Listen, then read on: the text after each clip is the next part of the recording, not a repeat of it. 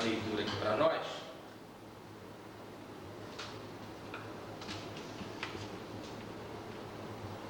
Então, da primeira carta de Pedro, capítulo 5. Exorto ainda aos presbíteros dentre vós, eu, presbítero, igual a eles, testemunha dos padecimentos de Cristo e participante da glória que lhe se revelar. Apacentai o rebanho de Deus que vos foi confiado, vigiando, não pela força, mas de bom grado, como Deus o quer, não pela sorte da ganância, de lucros, mas com zelo amoroso. Não sejais como tiranos em relação à parte da igreja que vos foi confiada, mas servi de modelo ao rebanho. Porquanto, logo que aparecer o pastor supremo, recebereis a coroa imperecível da glória.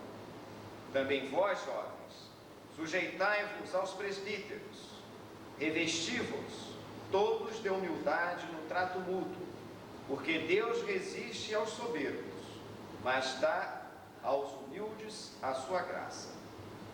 Humilhai-vos, portanto, sob a poderosa mão de Deus, para que Ele em tempo oportuno vos exalte. Confiai-lhe toda a vossa inquietude, porque Ele tem cuidado de vós. Sede sóbrios, vigiai. Vosso adversário, o diabo, ronda qual leão a rugir, buscando a quem devorar. Resistide firmes na fé, certo de que os mesmos sofrimentos atingem vossos irmãos dispersos pelo mundo. E o Deus de toda graça, que em Cristo vos chamou à sua glória eterna, a vós que sofreste um pouco, Ele mesmo vos há de aperfeiçoar, firmar, fortalecer e vos tornar inabaláveis. A Ele o poder pelos séculos dos séculos. Amém. Por meio de Silvano, que, a meu ver, é vosso irmão de confiança, escrevi estas poucas palavras para vos exortar e atestar que esta é a verdadeira graça de Deus. Permanecei firmes nela. Saúda-vos a igreja de Babilônia, vossa companheira de eleição, como também Marcos, meu filho. Saudai-vos uns aos outros com um beijo de caridade. Paz a todos vós que viveis em Cristo.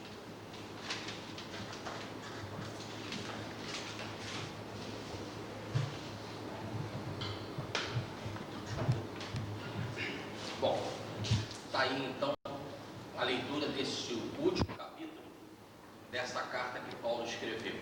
E como que a gente pode notar, né? O final dela, ele fala assim: saúda-vos Silvano.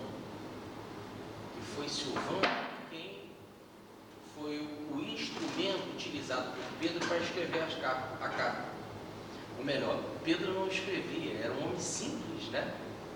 As letras. Então ele utilizou de Silvano, ele ditava. Então nós estamos diante de alguém, né, que a própria característica mostra a total simplicidade, no entanto, um imenso poderio espiritual.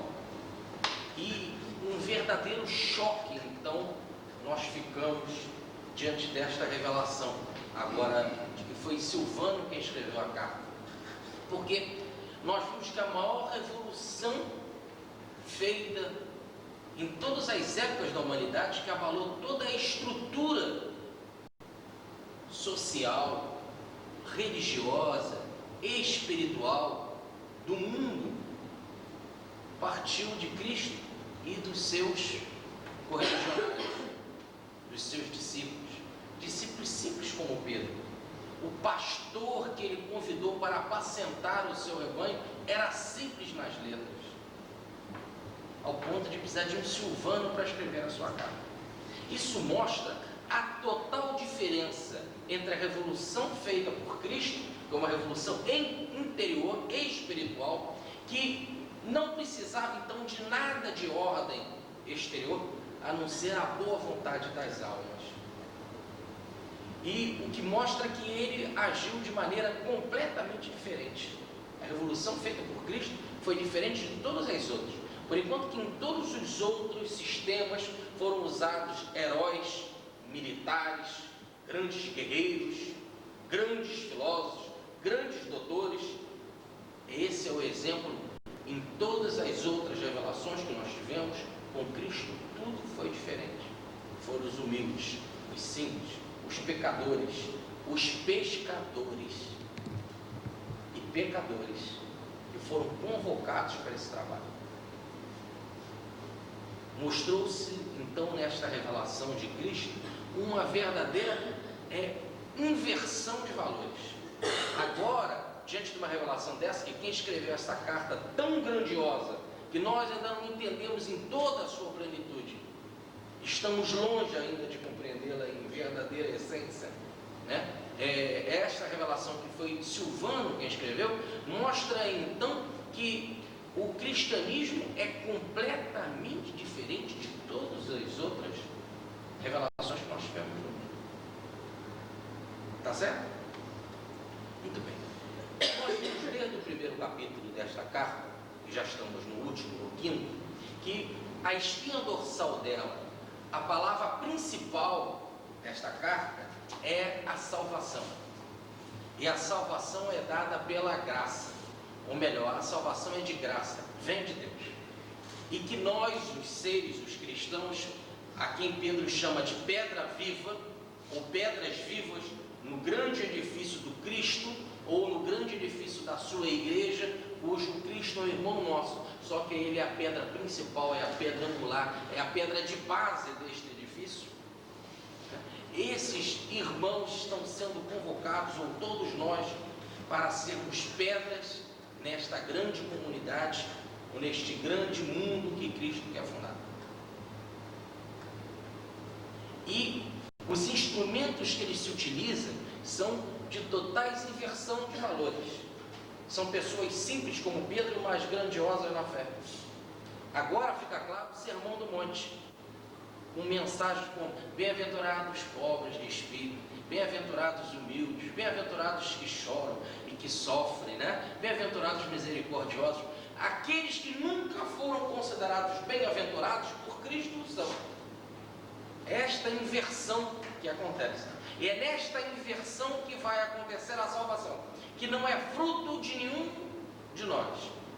Apesar do maior esforço que venhamos a realizar, ela não é nossa. A salvação vem de Deus e é de graça. Esse é o ponto fundamental da carta. Você vai, então não vale o nosso esforço? Sem o nosso esforço não vem a salvação. No entanto, se você se esforçar, Deus não é obrigado a te dar a salvação. A salvação é dele, é espontânea, pertence a ele. Ele vai dar? Sim, porque ele ama. Mas é a ideia que Pedro quer acabar, com a ideia de a gente gritar frente a Deus, ou perante Deus, gritar pelos nossos direitos.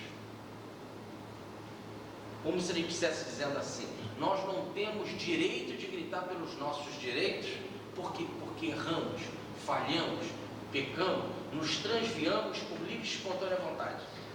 Reparem como o pensamento bíblico está amarrado à ideia da queda. Sem a ideia da queda espiritual, nós não entendemos isso.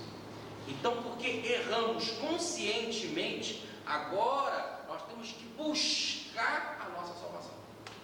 E a salvação é uma graça de Deus. É isso que corre por toda a carta de Pedro. Agora reparem, vamos trazer isso aqui para a linguagem nossa, atual, uma linguagem moderna. Porque eu estou falando em salvação, estou falando em graça, estou falando em esforço. O que isso significa para a nossa linguagem? Salvação significa evolução. E evoluir, qual o objetivo de evoluir? Evoluir é acabar com a morte.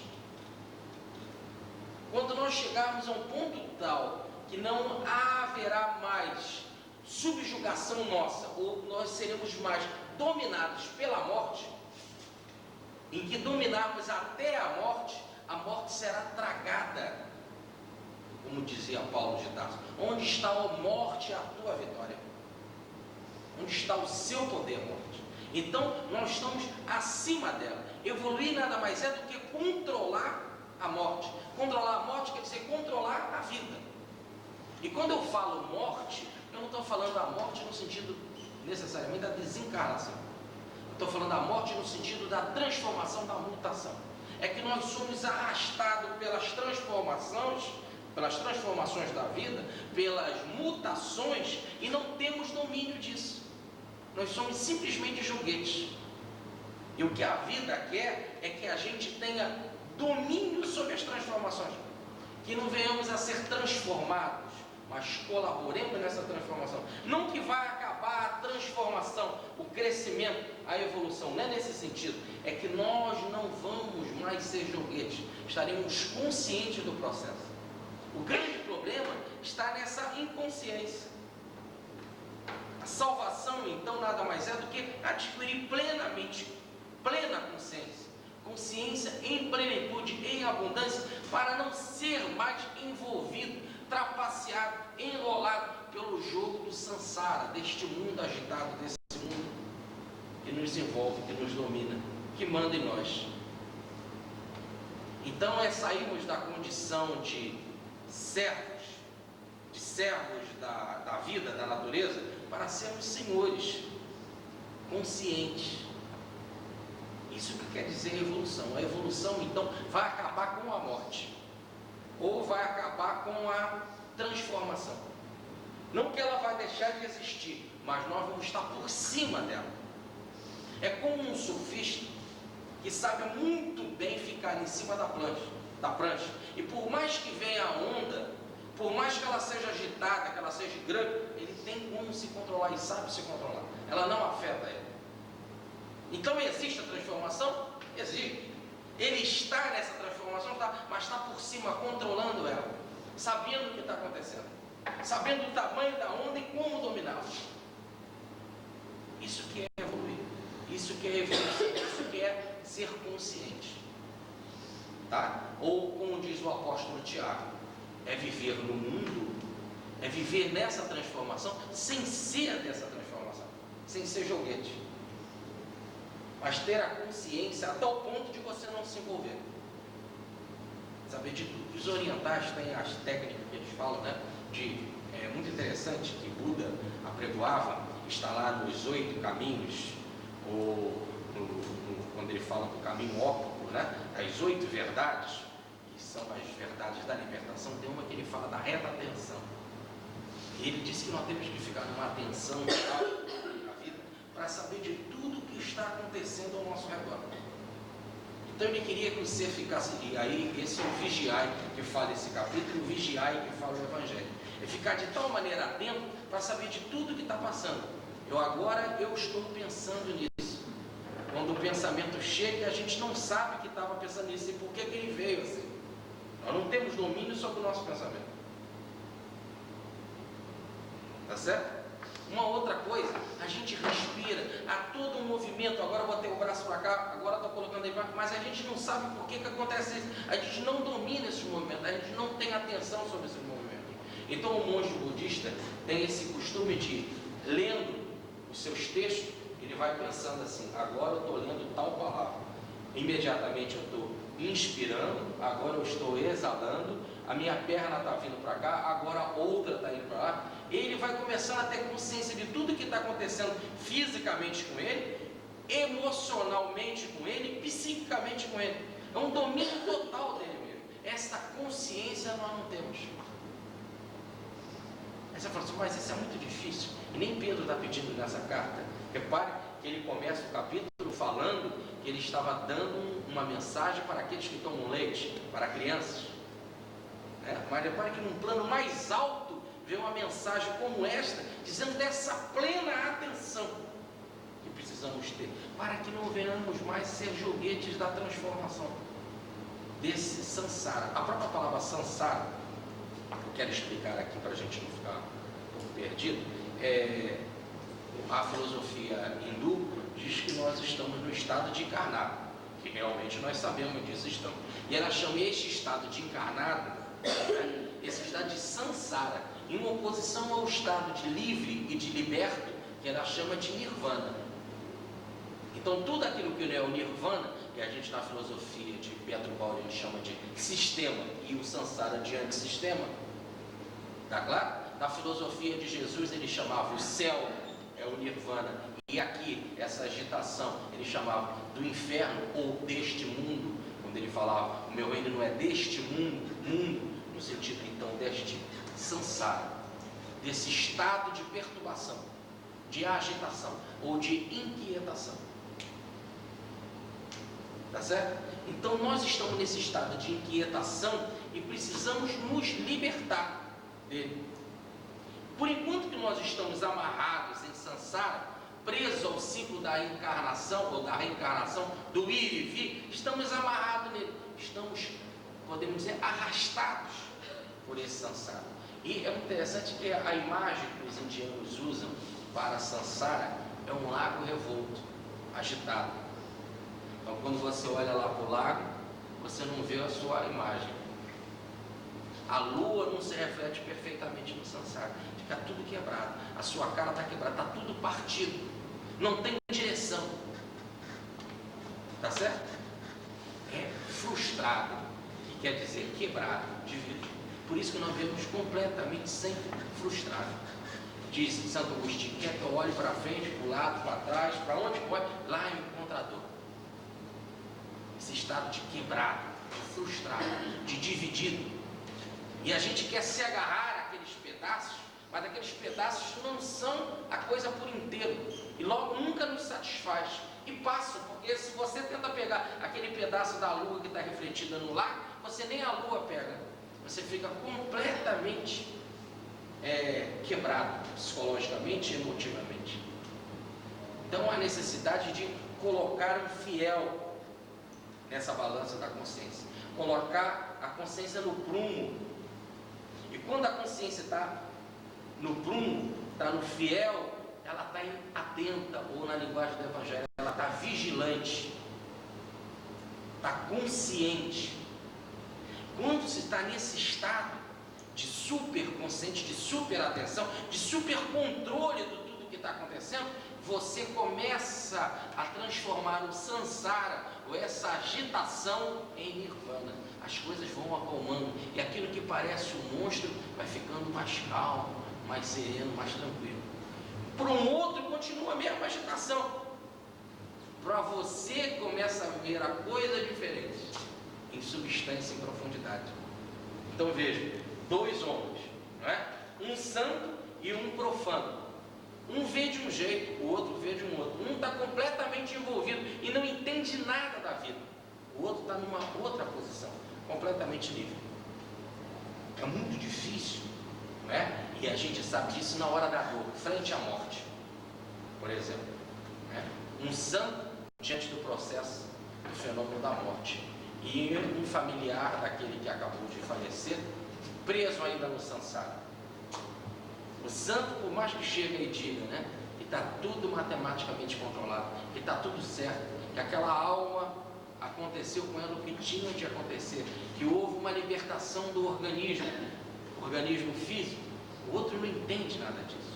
O outro sofre, se amargura, reclama do Criador, não entende a matematicidade das coisas, o controle, a lógica de nada. Então, frente ao mesmo fenômeno, cada um olha de duas maneiras diferentes, completamente diferentes, dimensionalmente diferentes. Então, a carta toda de Pedro, fazendo então essa introdução aqui, e este capítulo 5 fala da necessidade da salvação.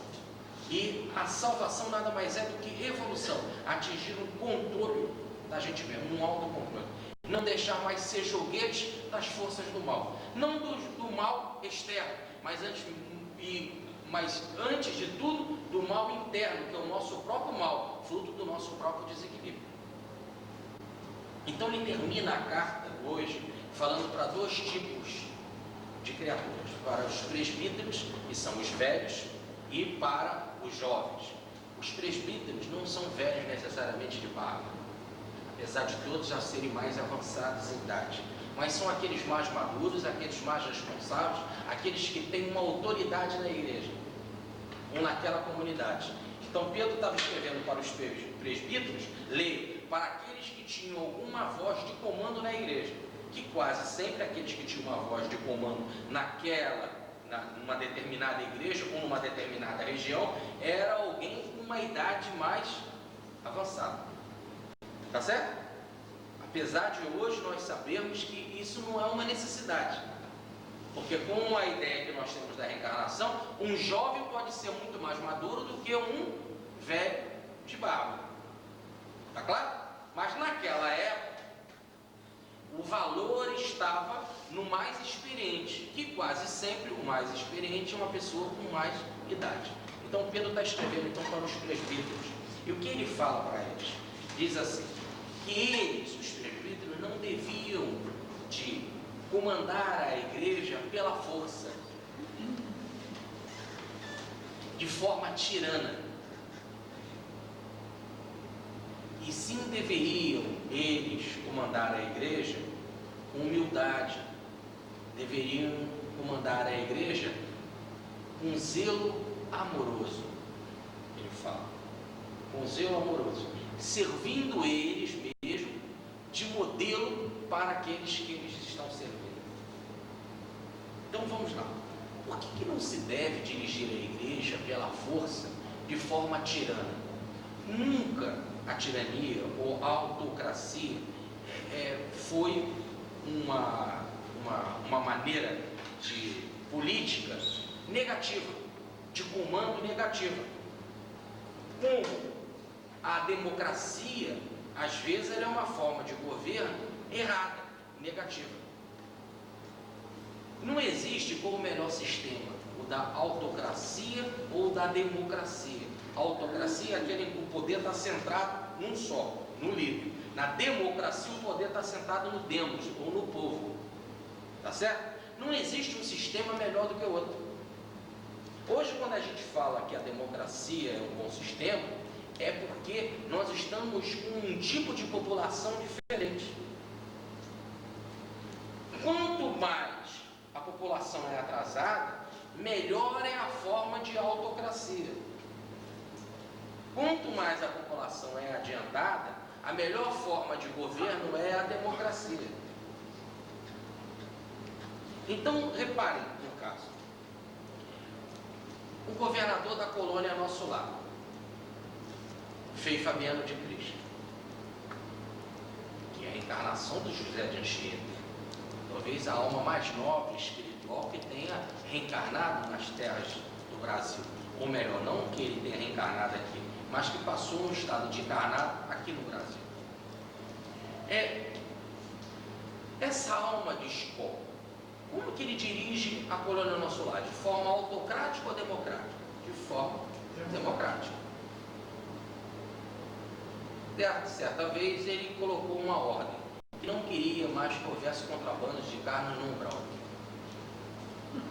para que não comesse mais carne, porque estavam vindo comidas sólidas, porque estavam vindo sólidas para aquele tipo de estado, para aquele estado, aquele nível dimensional, que estavam vindo enviados de outras colônias mais adiantadas para ensinar técnicas de nos alimentarmos do ar, da natureza, através de técnica da respiração. Os hindus estão muito mais adiantados do que nós, através da prática maravilhosa da Hatha Yoga. Olha, que grandes seres estavam vindo de outras regiões, de outras colônias mais adiantadas para ensinar a técnica, e que determinantemente ele não queria mais aquele tipo de alimentação. Continua havendo contrabando de carne? Continua. Continua havendo aquele tipo de alimentação? Continua. Vários, principalmente aqueles mais ligados ao lado científico, os matemáticos, lá do Ministério do Esclarecimento, continuaram resistindo à ordem do governador? Continuaram, está assim no Nosso Lar. Qual foi a medida tomada pelo governador? Abrir o quê? Os calabouços, as cadeias. Quem não obedecer vai para a cadeia. A forma é democrática ou autocrática? Autocrática. Qual é a melhor forma, democrática ou autocrática? Depende do público que você está lidando. Como é que Deus, que é o maior dos seres, através de um seu enviado, no caso Jesus, se comunicava através de Moisés? Qual foi o ensinamento que ele passou? Ama a Deus sobre todas as coisas. Não é? Ele já começa assim. Não roubar, não matar, não isso, não aquilo, forma autocrática. Um tipo de povo. E aqueles que cultuarem outros deuses serão apedrejados. Ponto final. Depois veio Jesus. Uma outra forma, outro tipo de povo. Começa aí. Se queres ser meu discípulo, se queres. Forma democrática ou autocrática? Democrática. Mas aí esse mesmo Jesus voltou ao plano espiritual. Não voltou ao plano espiritual? E João o evangelista ficou aqui, não foi? E João o evangelista foi conversar com Jesus, ou esteve com o Cordeiro, quando ele escreveu o Apocalipse. O Apocalipse fala sobre o resultado dos desatinos humanos, aquilo que Deus vai fazer com os revoltados. E a forma do Apocalipse é democrática ou autocrática? E quem ditou o Apocalipse para João? Foi o Cordeiro, foi o Cristo. Então o Cristo vem com forma democrática, se manifesta para Moisés autocrático, se revela a João autocrático. Repare que depende da situação. Tá certo? Só que agora vem Pedro e diz assim, que os presbíteros não deviam se manifestar pela força ou de forma tirânica para os cristãos que acabaram de ser pescados. Era uma nova situação. Já Pedro não queria, depois que eles foram pescados, né, já não queriam que eles fossem transformados pela força. Não cabe a nós, seres que não temos plena consciência, dominar alguém em termos de cristianismo pela força. Nós sabemos fazer isso no trabalho, nas coisas do trabalho, né? Mas em termos espirituais, para mexer no coração, não. A mensagem de Jesus, na qual os presbíteros tinham o dever de divulgar, era a mensagem do se queres ser meu discípulo. As consequências para aqueles que não querem ser meus discípulos, ou viver plenamente a mensagem de Jesus, esta consequência, ou a consequência dolorosa, vem de Deus. Cabe ao presbítero passar a mensagem. Tá certo? Não de forma autocrática. Vai chegar numa outra situação em que vai aparecer um outro lá que precisa tomar essa atitude e chegar e dar um basta. Mas para aquela época, para aquela situação não. Antes o que Pedro estava querendo era cristão verdadeiro, de coração. Por quê? Porque ele não precisava multiplicar o cristianismo. E agora, depois que o cristianismo foi multiplicado, precisou vir ordem da igreja para conter. Acho que isso é meio complicado, mas vale aqui a gente explicar. Quando o espiritismo começou, ele tem que começar de forma democrática. Agora, em pleno movimento espírita dos espíritas, a democracia é meio complicada. Por quê? Porque entrou tanta gente para o espiritismo, ele se popularizou tanto que o nível de qualitativo dele caiu em termos de movimento. E hoje já querem fazer o que eles querem, de qualquer maneira, com o movimento. Como diz o Luciano, querem meter o espiritismo no atalho. Precisa do freio. Do freio, não no sentido de chegar e dar cala a boca nos outros, que nenhum espírita tem direito a isso, mas que aqueles que têm o dever de comandar o movimento espírita, ou melhor, de guiar os rumos do movimento espírita, têm o dever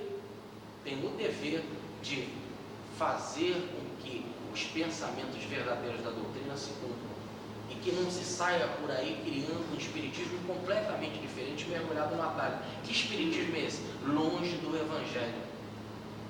Porque o atalho está em nada mais, nada menos do que tirar a roupagem evangélica do espiritismo. Para isso não pode ceder. Para isso a forma é autocrática, sim. O que está se precisando é de um pulso dentro da Federação Espírita Brasileira para dizer, não, aqui estatutariamente seguimos Kardec e Agostinho e por isso vamos divulgá-lo. Mas o movimento espírita fala para a Federação, cala a boca, não divulga Agostinho, ela não divulga. Está errado. Entendeu? O que é você querer ser democrata com lobos? E o evangelho, como tem que ser divulgado, não é divulgado. Vamos supor que essa casa ceda. Porque é uma pressão, muitos não querem. Não vamos então mais fazer esse estudo do evangelho. Não faz e fica todo mundo longe do evangelho. E o que acontece? A casa vai vai crescer vai talvez até quantitativamente, mas qualitativamente de nos levar realmente para a salvação, para a compreensão, para a conscientização, não vai. Simplesmente porque cedeu a pressões, e contra o Evangelho não se pode ceder. Você cede em tudo, em termos de Evangelho não. Então, quando ele falava que ele não queria que os presbíteros fossem tiranos, é porque ele estava numa época de construir almas. Logo depois, o que aconteceu? Depois que Roma passou a ser a religião oficial, o cristianismo passou a ser a religião oficial de Roma, os bárbaros dominaram Roma. E agora o cristianismo se profanizou. Ficou extremamente o quê? Feito por quê? Pela ralé, pela aquilo que se tem de mais atrasado. Aí precisava de quê? Da força de impulso. Então a idade das trevas realmente foi uma atitude desagradável da igreja, mas foi a maneira que se pode se fazer para levar o cristianismo para todos, mas não deixar que ele se perca. Foi o máximo que a igreja pode fazer. Com todos os seus erros, ela conseguiu acertar, no sentido de manter a palavra, guardar, sem entender nada. Até os seus líderes perderam o significado da palavra, mas ela foi mantida. Até que depois vem a luz de Francisco de Assis, desperta uma luz de Lutero e uma compreensão maior como a de Kardec. Quando os tempos se fizeram maduros, quando os tempos foram o que? Tiveram prontos. Tá certo? Então, era uma época em que estava se começando e não queria-se um cristão de capa, mas queria um cristão de coração. E para conseguir cristão de coração, não é pela tirania. Nunca o governador da colônia Nosso Lar conseguiu convencer os chamados matemáticos, os mais frios, abrindo a prisão. Convenceu de que eles não deviam de comer carne? Não. Eles só pararam de comer carne. Amaram o governador? Não. Compreenderam o processo? Não. Mas deixando de comer carne, poderiam ver o quê? Uma aula que eles resistiam e ter um novo aprendizado, com esse novo aprendizado ver que pode se sobreviver sem carne e aprender até tirar lições e prazeres de uma outra forma de existência. Tá certo? Mas é só neste aprendizado que eles vão compreender, não no basta. O basta pelo basta não resolve nada. Tá certo? Mas ele tem o seu efeito quando é bem controlado.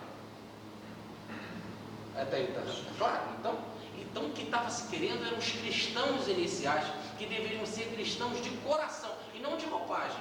Por isso que a forma para atuar neles era a forma do amor. Então dizia ele: seja vocês, presbítero, modelos para os cristãos, e trata-os com amor, com zelo amoroso. Essa é a mensagem. Continua Pedro, porque eu também sou presbítero. Então a mensagem que eu estou passando para vocês, eu também sou assim como vocês, ou em outras palavras, eu faço assim. Eu que tenho Cristo como modelo, porque eu assisti os padecimentos de Cristo, fui convocado por Cristo e ajo assim. Tá certo? Então ele começa a chamar os presbíteros como aqueles que apacentam o rebanho. Então ele diz assim: apacentai o rebanho, não de forma tirânica, mas da forma amorosa, com zelo amoroso, mas sem ceder, em termos evangélicos. Tá certo? Então como é que a direção dessa casa deve se comportar? Da outra casa, da outra e da outra, né? São os presbíteros. Como eles devem atuar? A ordem é essa: um zelo amoroso, alimentar o rebanho com zelo amoroso, servindo eles mesmos de modelo. Então a responsabilidade é muito grande. É muito fácil você se candidatar para ser presidente de uma casa, para ser diretor de uma casa, para ter um cargo qualquer numa casa. Isso é muito fácil. Agora, anota que segundo o plano espiritual, segundo a carta, aqueles que exercem esse cargo devem servir de modelo. Logo tem que estar mais amadurecidos. Mas são mais amadurecidos? Não, mas devem tomar jeito para ser. Tem que prestar muita atenção, fazer um esforço muito grande, porque se eles não tiverem este controle, tudo vai por água abaixo. Se aquele que dirige a casa não tem controle, imagina como é que vai a casa, a igreja. Tá certo? Então a forma é com amor. Amor, zelo amoroso, sem ser tirano, mas também sem ceder em termos da mensagem do Evangelho. Tá certo? Agora, como é que ele fala para os jovens? Ele diz para os jovens, ou melhor, para todos os outros que não têm voz de comando. E a mensagem serve então para os presbíteros, como se ele tivesse assim, os presbíteros já passaram por isso, ou deve ter isso. Se não tiver isso, não adianta nada. Então, para os outros, vamos lá, devem ser sóbrios e vigilantes, e confiar as inquietudes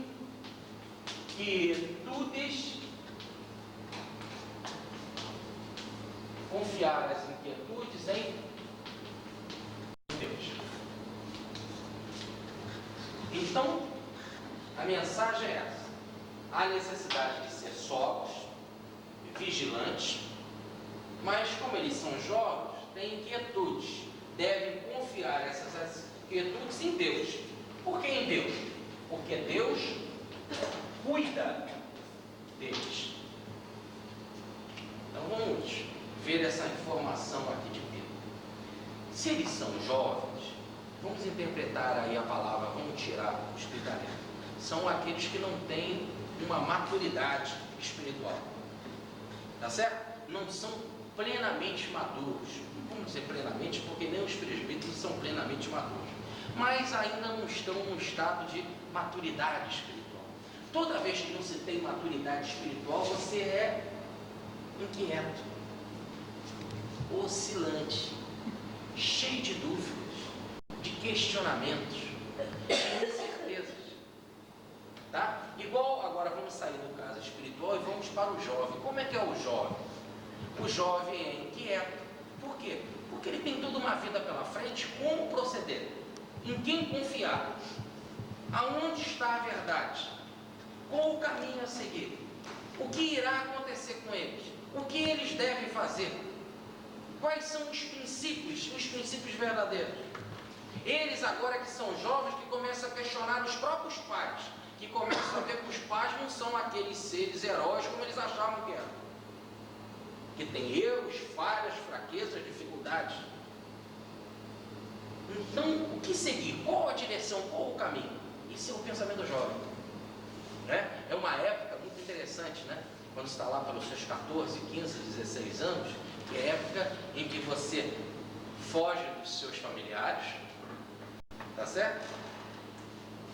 Prefere o grupo social, os amigos, mas ao mesmo tempo você não fica plenamente com os amigos, porque quando está em casa você se fecha no quarto e o jovem fica trancado no quarto, né? Mergulhado nele mesmo. E todo mundo pergunta: o que ele faz tanto tempo lá, quieto lá no quarto, né? É uma época em que ele está revendo todos os seus valores, todo o seu mundo. Uma época em que ele tem que ficar só consigo mesmo. Para quê? Para começar a se conhecer, se entender.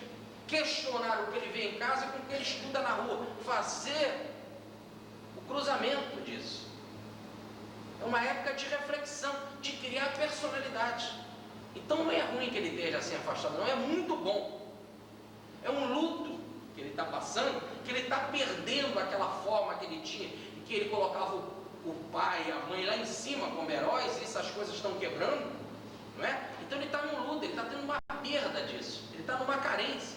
Ao mesmo tempo ele está vendo que ele precisa buscar o seu trabalho, que ele precisa agora escolher uma carreira, porque antes ele estava, vem lá, o primário, é o ginásio, e você vai formando aquilo tudo. Agora não, chegou na hora dele decidir, ele vai ser o quê? E o que ele for decidir, o que ele decidir, ele tem que decidir para a vida toda. Então, uma época em que estão sendo colocadas muita responsabilidade sobre ele. Então, ele está inquieto. Aí vem Pedro, né? Todo imaturo espiritualmente está inquieto. Vamos transformar agora para nós. Nós, em termos espirituais, somos como esse jovem em frente à vida. Que seguir, como seguir? E aí, você é cristão, mas ao mesmo tempo tem a dor, tem os problemas, né? E aí, como encarar?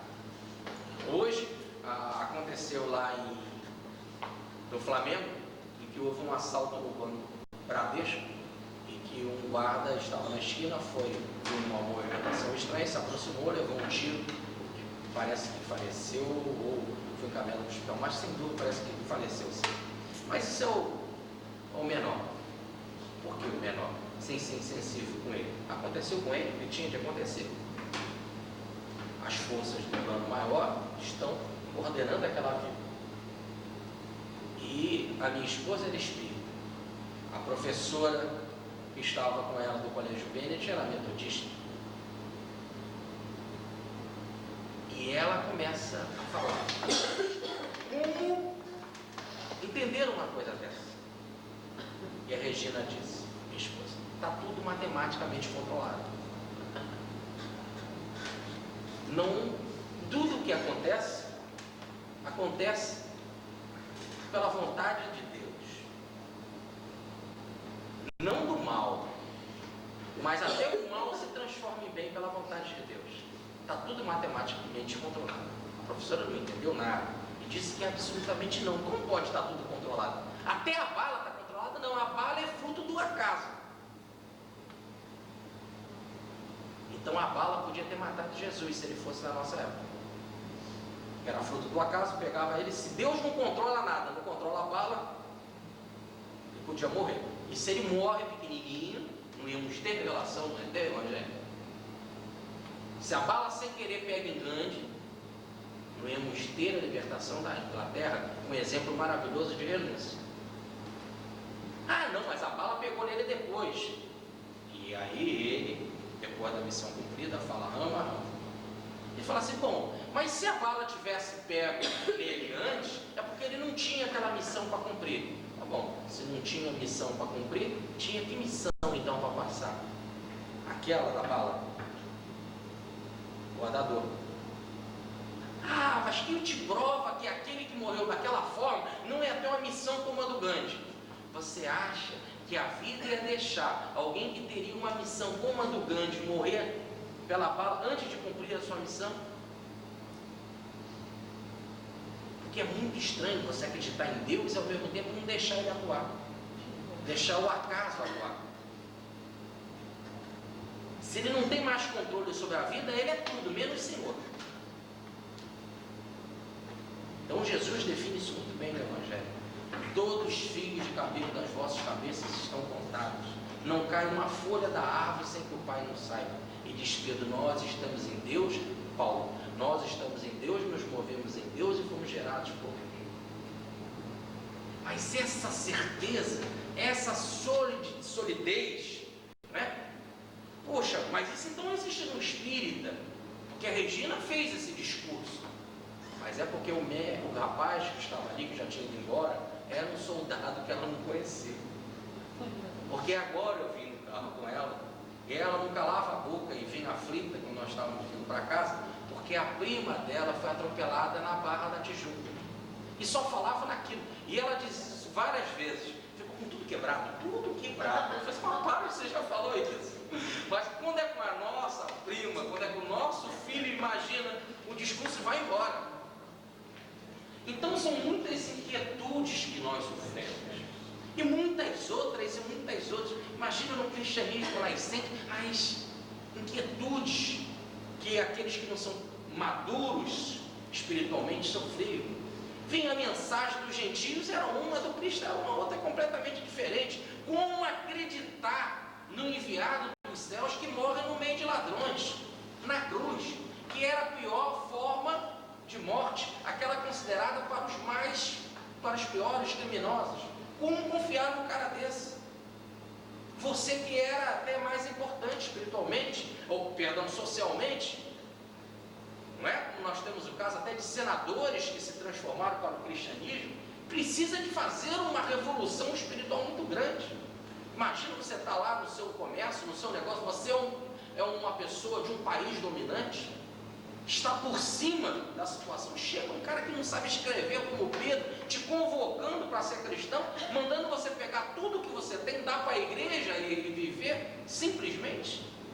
Antigamente era assim, um cristão doava tudo para a igreja, e tudo pertencia àquela comunidade.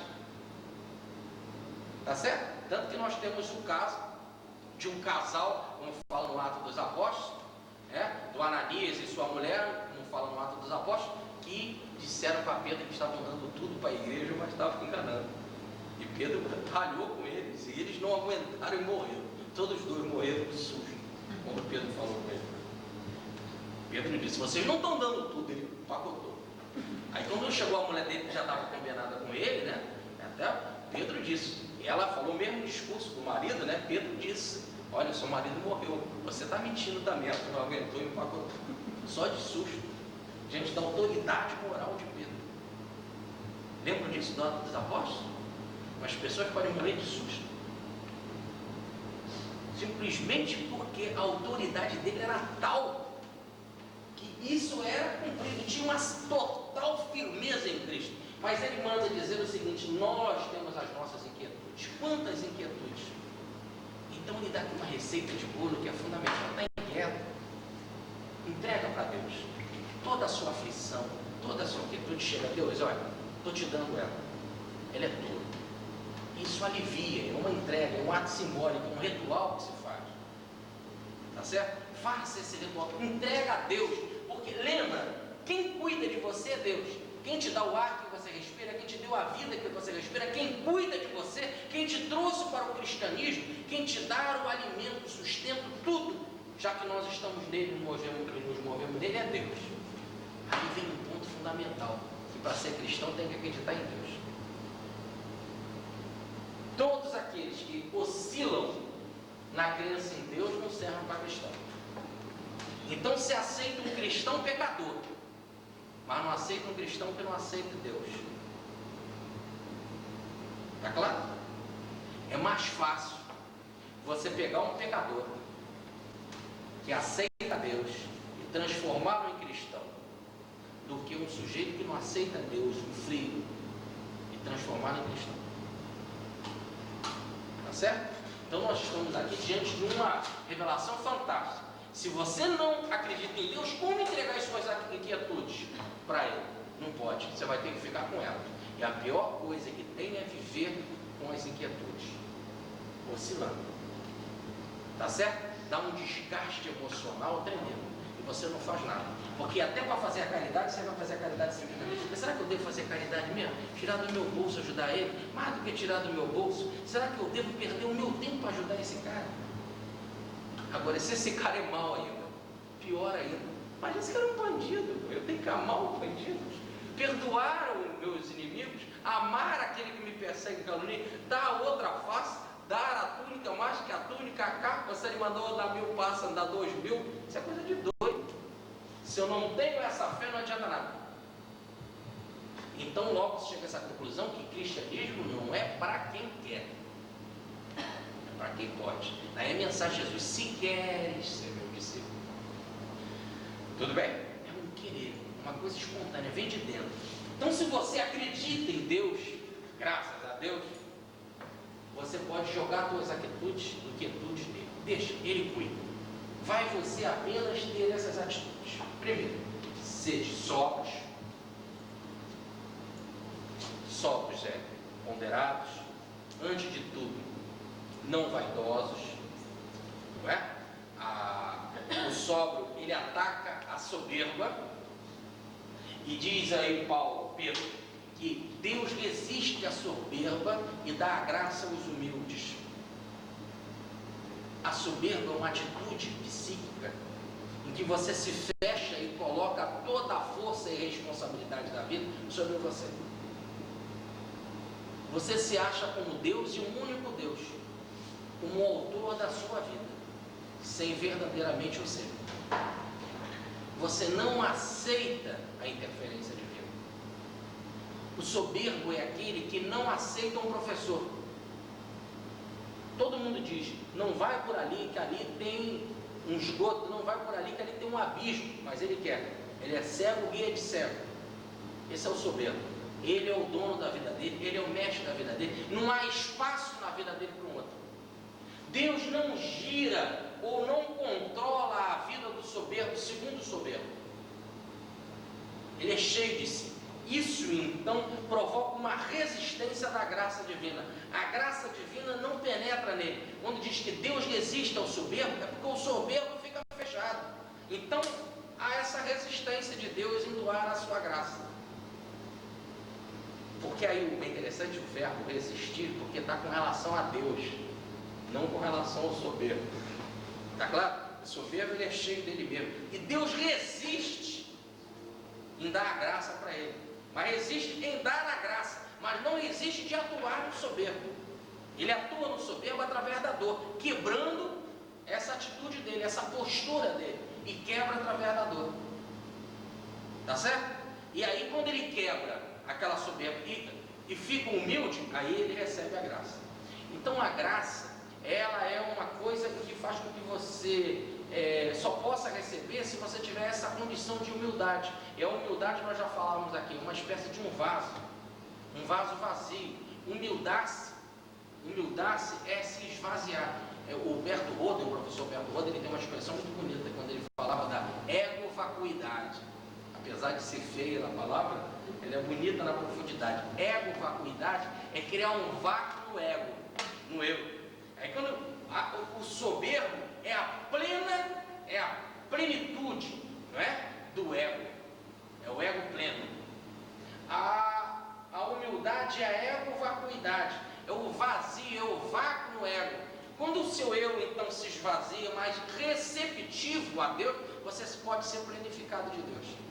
Então cria um espaço no ego. É se abrir, ser receptivo a Deus. Então é não ser soberbo. Agir então com humildade, ou humildando-se. Vamos criar aqui essa palavra, né? Vamos estar em sintonia com o Pai, através da humildade, ser receptivo a Ele. Então vamos colocar no lugar do soberbo,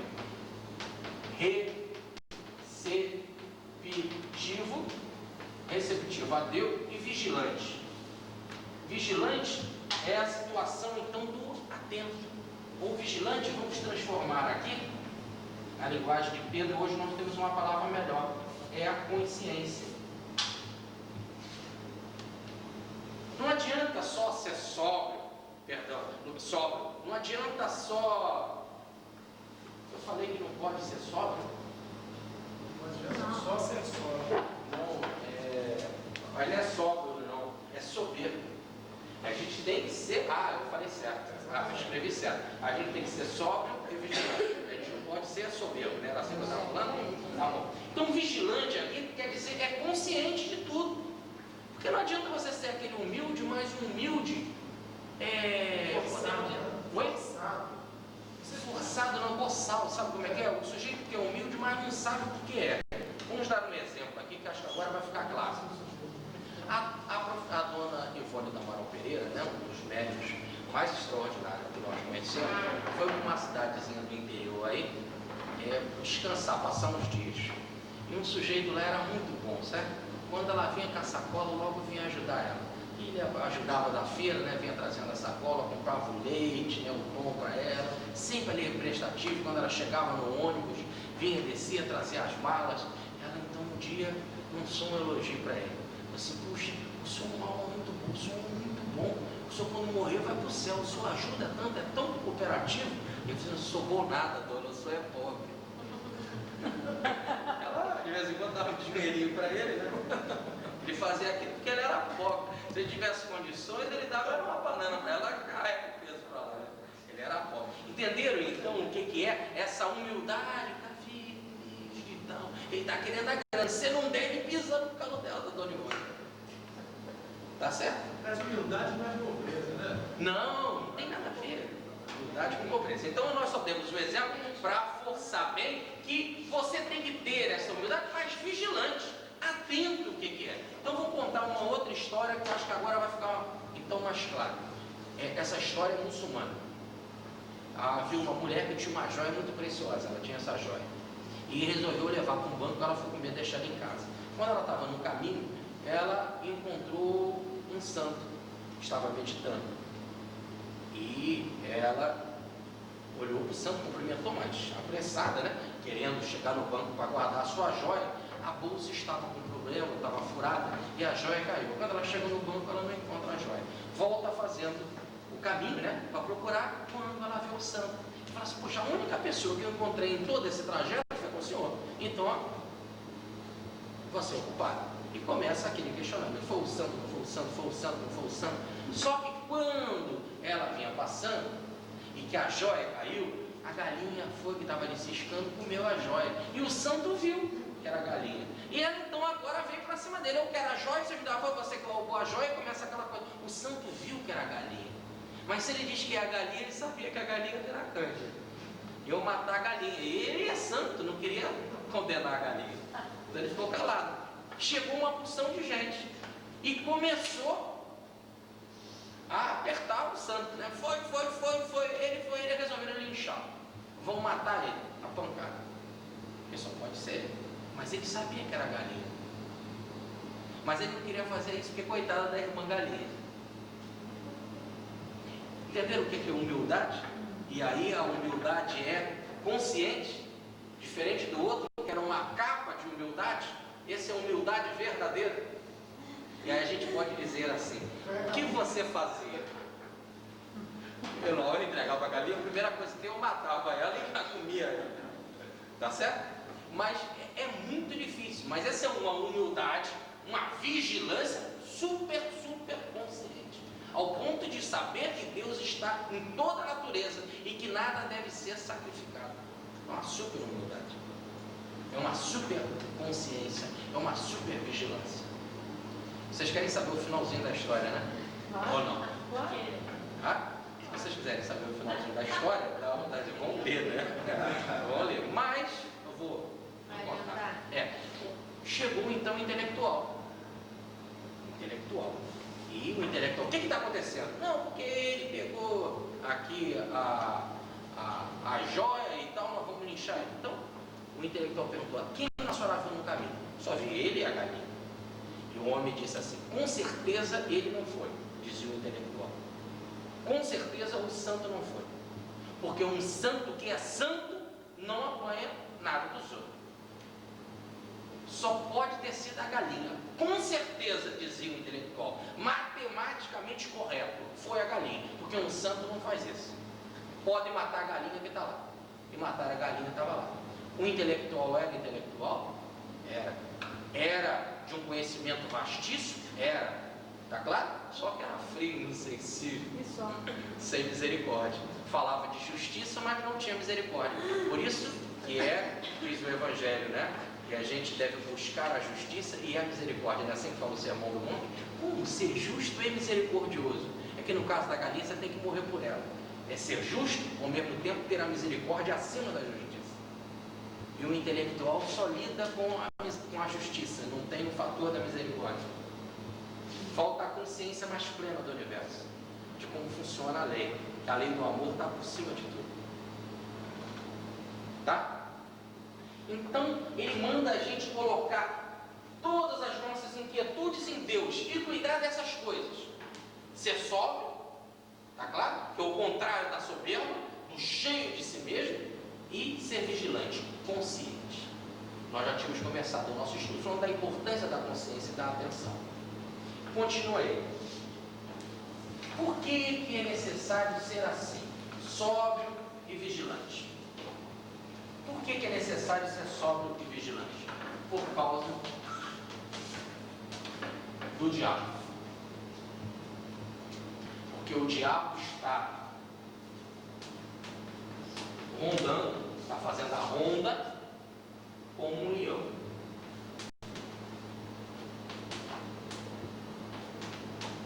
Para devorar. O diabo quer te devorar. E ele está fazendo a ronda como um leão. Tá certo? Por isso você precisa ser sóbrio e vigilante. Porque o diabo está fazendo a ronda. E a primeira oportunidade que você deixa de ser sóbrio ou vigilante, que você fique então soberbo e inconsciente, o diabo te pega. Tá claro? Bom, o diabo quer te pegar. você deve resistir na fé. Você deve resistir na fé. Porque as dores que você está vivendo, a sua dor, outros vivem também. Então aqui nós já temos algumas informações interessantes. Dá para fazer aqui bastante, um estudo bastante interessante. Olha só, veja, ele manda a gente resistir ao diabo. Agora vocês lembram do Evangelho de Jesus?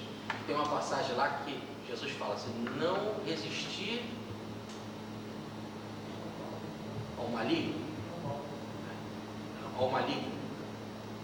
É o mal, ao maligno. Fala ou não fala? Não tem essa passagem no Evangelho? Jesus diz que a gente não deve resistir ao maligno? Sim ou não? Sim. E agora não vem Pedro aí dizendo que a gente deve resistir ao diabo? Mesmo na fé. O problema não tem em resistir. Ele diz para não resistir. Um dos dois errado. Ou Jesus ou Pedro. Porque Pedro manda a gente resistir. E Jesus manda não resistir. Vamos ficar com Jesus e deixar Pedro para lá. É melhor? Mas vamos ver então se tem uma outra saída daqui. Olhem só. Jesus fala em resistir ao maligno. Esse maligno é um mal externo. O mal externo, alguém quer te atacar, te bate numa face, você dá outra, não resistir. Se alguém te quer tirar a túnica, dê a capa também, não resistir. Se alguém manda andar 1000 passos, dê 2000, não resistir. Se alguém quer te botar na cruz, não resistir. Então é esse maligno. Agora o diabo não é este maligno. Nós já falávamos aqui que o demônio é todo um espírito atrasado. Esses espíritos se manifestam em reuniões de obsessão, é demônio. Demônio. A palavra bíblica para espírito atrasado é demônio. Tá claro? Se você está encarnado, você é um espírito atrasado. Tudo bem? Agora, todo demônio é um diabo também. Porque diabo quer dizer em grego opositor à vontade de Deus. Então todo espírito atrasado ou demônio, tá certo? É um diabo, um opositor da vontade de Deus. E todo sujeito encarnado que está aqui e que é atrasado não é um demônio, porque não é um desencarnado. Mas é um diabo, porque é um opositor da vontade de Deus. Por isso que Jesus chamava um encarnado como Pedro de diabo. Cala a boca, diabo, ou cala a boca, Satanás. Vá de reto. Porque diabo está em grego e Satanás em hebraico. É a mesma coisa, são as mesmas, tem o mesmo significado, só que um está em hebraico e outro está em grego. Tá bom? Então ele chamava um encarnado de diabo, mas nunca chamou ele de demônio, porque demônio é um espírito atrasado. E o Beelzebu, nós nunca fizemos essa palestra aqui não, sobre essas figurinhas todas. O Beelzebu é o chefe dos espíritos atrasados. Quando um espírito atrasado surge lá um bando de espíritos atrasados, aquele que comanda aquele grupo é um Beelzebu, é um espírito que é o chefe das moscas, ou chefe dos espíritos atrasados. Nós estamos vendo sempre isso na obra de André Luiz, por exemplo, no livro Ação e Reação, ele fala de um grupo de espíritos atrasados que eram dirigidos por um tal de Leonel, que comandava e que dava, eles tinham até aulas para aprender a fazer maldade. Até tinha hora que descansavam, fazer o mal, que cansa, fazer o mal, paravam, iam lá se reabastecer através de um estudo mais acurado, o mal, para voltar a atacar o obsidiado. O obsidiado é que não parava de sofrer. Por quê? Porque eles faziam uma equipe de rodízios, né? Quando saía para estudar, o outro grupo vinha. Quando ele voltava pior, porque tinha mais estudo. Isso nós vemos no Evangelho também. Aquela parábola em que a pessoa se livrou da obsessão, não é? E o espírito foi embora, não gostou do seu estado, e quando ele voltou, trouxe 7 piores do que ele. E a situação futura foi pior do que a precedente. Tudo bem? Então o diabo aqui é o mal interior. Por isso que eu falei que não é maligno, que não é mal, é maligno. O diabo é você, a personalidade atrasada. É o teu karma. É aquele karma que quer resistir contra a vontade de Deus. Vem a dor do carro, e você você quer resistir. Toda vez que chegam os problemas na vida, a gente quer resistir, mas esses problemas fazem parte do nosso próprio desenvolvimento espiritual. Primeiro, você só tem esses problemas porque errou, agora está pagando. É necessário ter essa consciência de que Deus está cuidando de tudo, que matematicamente está controlando tudo, e você entrega até a sua dor, toda a sua inquietude, tudo para Deus.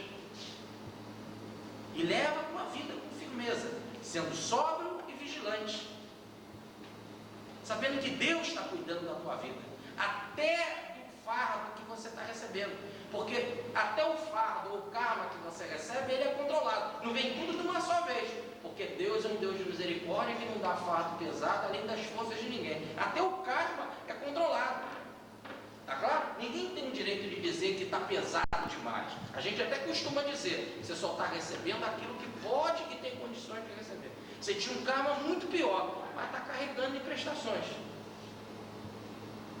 Tá certo?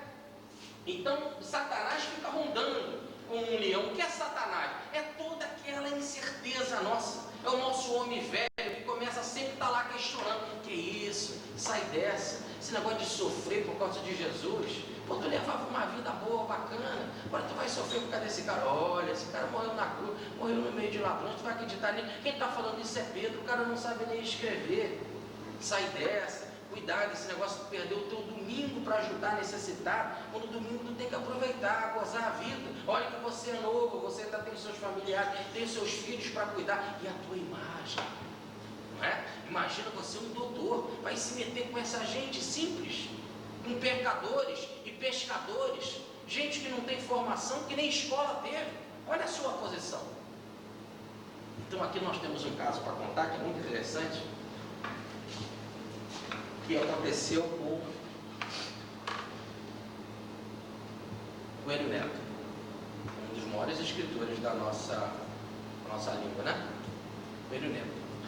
Um dos seus filhos, não sei se eu já contei aqui, mas cabe lembrar, um dos seus filhos desencarnou. E ele escreveu um livro todo choroso, diante da sua dor, da sua mágoa, né? Desencarnar, ele escreve aquele livro todo meloso, todo choroso. Um crítico da época, um crítico literário chamado Agripino Greco, sentou o pau no livro dele, na imprensa. E os filhos que estavam aqui encarnados, do Coelho Neto, eram como é que é? Esportistas, né? Eram esportistas, eram homens fortes e tal. Um dia, o Agripino Greco estava numa livraria, olhando lá uns livros, fuçando, né? Rápido de livraria, né? Sempre para criticar, para fazer o seu trabalho jornalístico. Chega um dos filhos do Coelho Neto, pergunta para o dono da loja quem era o Agripino. E o cara fala, é aquele que dá ali. Chega perto do Agripino e mete no burro. O Agripino cai todo arrebentado. O Coelho Neto cai todo arrebentado. Perdão. O Agripino cai todo arrebentado. É assim então que, quando ele se recupera, né, o Agripino Greco, o dono da loja, fala assim, que isso? Mas que violência, o que aconteceu com você? Você levou um soco desse? Se eu fosse você, eu ia para casa, pegava uma arma e acabava com esse cara, porque tu não pode matar ele, porque ele é fortão, mas com uma arma não tem ninguém que seja mais forte que uma arma, acabava com ele. E o Agripino Greco, com a sua consciência, mas a consciência ferina de crítico, né? Eu matar ele, o pai dele escreveu um outro livro mais choroso ainda, de jeito nenhum, deixa o cara ver, quer dizer, mas o Coelho Neto, naquela sua mágoa, né? Um dia toca o telefone, ele vai atender quem era? O filho que morreu. Falou coisa que só ele sabia, ele estava diante de um fato espírito, que sem entender nada de espiritismo ele teve de fuçar. Inteligente, conhecedor, leu umas 2 ou 3 obras e pá, compreendeu a doutrina. Resolveu fazer até umas palestras e foi para alguns centros mais afastados do subúrbio para fazer lá uma pregação. E quando ele estava junto com os imortais, né, conversando com os intelectuais, tomando um cafezinho e tal, um dos cafés do centro da cidade, passou um sapateiro simples, humilde, que assistiu uma das suas palestras no centro. Até o Coelho Neto deixou até negócio de fazer palestra também por causa disso. Porque o sapateiro encontrou ele e veio: irmão Coelho, irmão, que bom vê-lo, que alegria, e abraçou ele. Meu irmão Coelho, deu um beijo nele. E ele ficou sem jeito, né, diante dos outros imortais intelectuais e tal. Não, eu pago café para você e tal. Não, pode deixar, eu te pago um café, não deu muita atenção. Sai daqui, os meus amigos estão aí. O cara tomou um café, foi embora, feliz por ter encontrado o irmão Coelho. Quando ele foi embora, os intelectuais viram o Coelho, depois que você ficou com essa coisa de espiritismo e tal, você está andando com um pessoalzinho que eu vou te contar. E fez aquela resistência, deixou a prática espírita para lá. Tocou a vida, passa um tempo, ele desencarna. Desencarna, vai para uma colônia espiritual. E conclui o nosso Humberto de Campos numa das maravilhosas revelações do Chico Xavier, que um dia uma entidade se aproximou do Coelho Neto e disse que ele receberia a visita de um espírito muito nobre que queria agradecê-lo. E veio lá o sapateiro todo iluminado, ele todo ruim, veio abraçá-lo, né, e disse: irmão Coelho, quando aprendi com as suas lições, só que o cara tá bom a beça, e o irmão Coelho tá todo ruim, mas ele ainda foi lá agradecer, dar um abraço e tal. Entenderam o que é o diabo que fica rondando comunhão?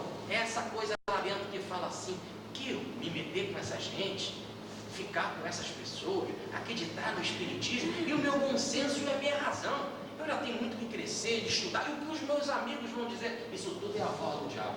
Isso tudo gera inquietude, gera um dor e desespero. Entrega isso a Deus. Joga, continua lá sendo o quê? Sóbrio e vigilante. É isso que ele pede. Entrega todas as inquietudes a Deus.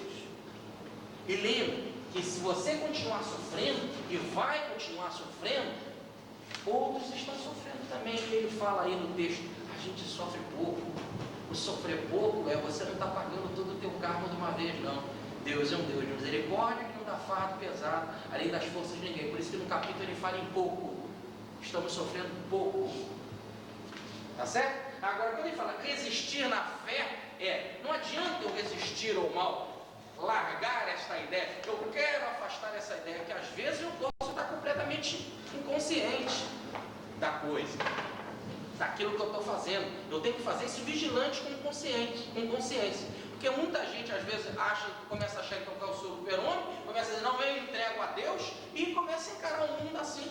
Calma lá, nem Paulo de Tarso fez isso. Repare, quando ele foi ser chicoteado, ele disse: como podem chicotear um romano? Ele apelou para a sua cidadania para não apanhar, porque ele, sobrevivendo, podia divulgar mais o cristianismo.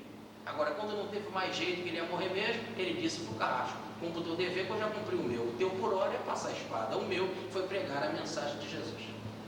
Aí não tinha mais jeito. Mas antes, a gente não deve ter essa superpoder, não. Tanto que os cristãos colocavam pessoas, ou vigilantes, olheiros, para saber se os romanos estavam vindo quando eles pregavam nas catedrais, nas catacumbas, porque se não tivesse jeito, se tivesse possibilidade de fugir, porque fugiram sim.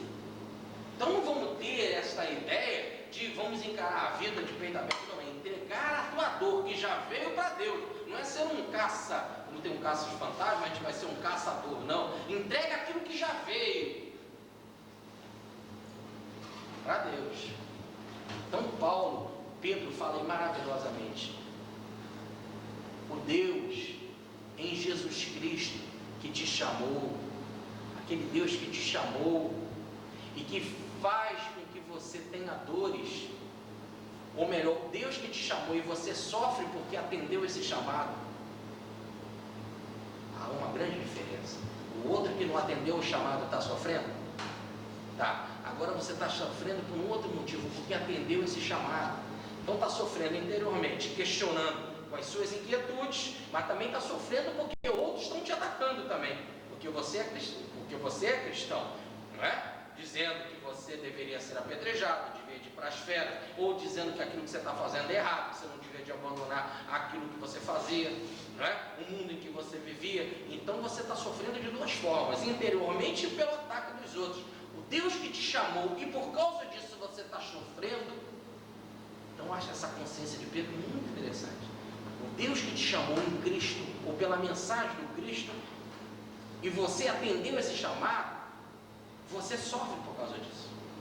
E aí esse sofrimento passando, pense bem, esse sofrimento, outros estão sofrendo também. E esse sofrimento que você está chamando, porque atendeu esse chamado, não é imenso, ele é pouco ainda. É super bem controlado. Deus só está dando segundo a tua capacidade. Lembra disso. Entregue até esse sofrimento a Deus. E saiba que Deus está usando esta tua dor, este sofrimento para, primeiro, te aperfeiçoar, te firmar, te fortalecer e te colocar e te tornar inabalável. Vamos repetir o pensamento de Pedro. Vamos lá. Entregue as tuas inquietudes para Deus, tudo, e passa a ser sóbrio e consciente e vigilante, tá claro? Porque o diabo, que é o teu lado inferior, o teu lado atrasado, quer resistir ao mal e começa a questionar a dor que você está passando, porque Deus te chamou pela mensagem de Jesus, e você atendendo esse chamado está sofrendo pelas suas inquietações, está sofrendo pelas suas limitações que você imprimiu na sua vida, e está sofrendo pelo ataque dos outros. E lembre que lá dentro tem a voz do diabo, que está rondando para te devorar, dizendo: saia dessa, larga o cristianismo para lá. Saiba que permaneça na fé, resista mais na fé, unido a Deus, confie em Deus. Então essa é a fé, confiar em Deus, entregar as coisas a Deus, e saiba que você está sofrendo pouco. Você só está sofrendo aquilo que merece e proporcionalmente à sua capacidade. E esse Deus que te chamou, e que por causa desse chamado que você aceitou, você está sofrendo, Deus está utilizando esse próprio sofrimento como um meio de crescimento, para te aperfeiçoar, para te firmar, para te fortalecer e para te tornar inabalável. Tá bom? Vamos por parte. Olha a sequência de Pedro. Te firmar é você que estava, imagina um prédio que tem os alicerces fracos e precisa ficar firmes. Fortalecer é toda a estrutura do prédio. Porque não adianta você criar um alicerce firme se os tijolos estão só um encostado no outro sem cimento. Então precisa fortalecer todo o edifício, toda a estrutura. Não só firmar ele na rocha, mas fortalecer todo ele. E aí quando você está com ele firme e fortalecido, você começa a ficar inabalável, até o ponto de se tornar inabalável, que não cai mais. Porque você pode estar firme e fortalecido, mas não plenamente firme e fortalecido. Dependendo da enxurrada, dependendo do tufão, dependendo do furacão, você pode vir a cair. Então você tem que se firmar e se fortalecer. Mas se firmar e fortalecer a tal ponto que você fica inabalável, não caia mais. E aí, a perfeição. Deus está te aperfeiçoando para você ficar no firme, sólido, firme, fortalecido e inabalável. Ou em outras palavras, o que Deus está construindo no homem através da dor? Da dor que nós aceitamos, porque aceitamos esse convite ou esse chamado de Deus. O que Deus está fazendo com as nossas dores, com os nossos sofrimentos? Quando eu tenho essas dores, esses sofrimentos, sou sóbrio, vigilante, e pego toda esta dor, este sofrimento, essas inquietações, e entrego para Deus, porque eu confio nele, eu fico então firme na fé, não deixando a voz do ego preguiçoso me atacar, do homem velho me atacar, quando eu resisto então ao mal, consciente de que eu devo colocar até essa minha dor em Deus. Quando eu estou plenamente consciente nisso, eu começo a me firmar, a me fortalecer, a me tornar inabalável, a me aperfeiçoar. E esse processo é o processo da salvação. Então vamos lá para a carta de Pedro. Firmar, firme, é a pedra angular, que é o Cristo, que é a base da igreja, que é a base do edifício. O fortalecer somos nós que somos pedras vivas. Devemos nós nos fortalecer. Nos tornar inabaláveis é quando nós, como pedras vivas, tivermos plena confiança na nossa base, que é Cristo, e tivermos consciência de dizer que estamos vivendo para Cristo e por Cristo, E em Cristo, quando nós tivermos essa plena confiança, vamos nos tornar inabaláveis. Não cairemos mais, e aí seremos perfeitos. E o Espírito perfeito é o Espírito puro. O Espírito puro não precisa mais reencarnar, diz a pergunta 113 do Livro dos Espíritos. É inabalável, tá certo? Ele, apesar de todo o samsara, de todas as mudanças, ele é imutável. Ele está acima de tudo. Ele está no mundo, mas não é envolvido pelo mundo. Ele comeu o mundo, como fala o pensamento budista, e não o mundo que comeu ele, que o devorou, ou o diabo o devorou. Muito pelo contrário, ele engoliu o mundo, dominou-se por completo, é plenamente consciente de si. Logo, esse é um liberto. Esse não está mais no samsara, está no nirvana. Esse atingiu a libertação, que Pedro chama de salvação. Está em unidade com Deus, que é a graça, pela plena e espontânea vontade de Deus. Então, o que Pedro está nos convocando nessa carta, como um pastor querendo alimentar a nossa alma, qual é o alimento então que ele nos dá, quando ele fala que deve apacentar o seu rebanho? Qual é esse alimento? É a esperança na nossa evolução. Eu tenho que ter certeza absoluta que Deus está guiando a minha evolução. E este processo, para eu evoluir, eu passo no caminho pela dor. Deus me chama para eu evoluir, mas para eu atingir a evolução, eu pego a dor pelo caminho. E quando eu estou sofrendo, eu questiono. Eu tenho inquietações, eu tenho preocupações, eu tenho dúvidas, questionamentos. Eu devo entregar tudo a Deus. E não deixar o diabo ou o meu homem velho venha sufocar a tal ponto de eu acreditar mais no diabo ou no meu homem velho do que na necessidade da minha libertação. Eu tenho que então resistir a essa voz do meu homem velho e caminhar para atingir a minha evolução. Porque quando eu atingir a minha evolução, e só posso atingir quando for sóbrio e consciente, quando eu marchar de maneira sóbria e consciente, eu vou conseguir evoluir. E evoluindo eu ficarei livre. Livre por quê? Porque conheço a verdade. Conhecereis a verdade e ela vos fará livres. Livre até do samsara. Livre da reencarnação. Livre da inconsciência. Tá claro?